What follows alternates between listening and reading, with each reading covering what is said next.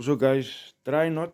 That's the easiest way to steal your puppies because the most common thing for a dog is when you call a dog is.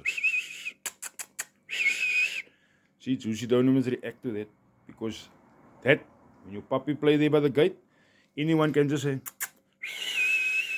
You see, that's why from young already, I told Juicy like on his name, Juicy, come. You see, on his name.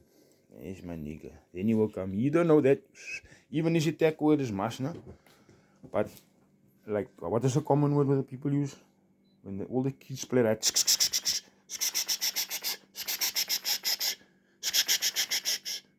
See? You don't know that stuff. Only words. That's why you can play around children because you know most our children. When they want to tease each other or they think it's fun and now they know your attack word and they want to play with each other and they put the dog after someone, other child in it. But yeah, that's why I change the attack words and the call words. It's just a bit of advice for you if you want.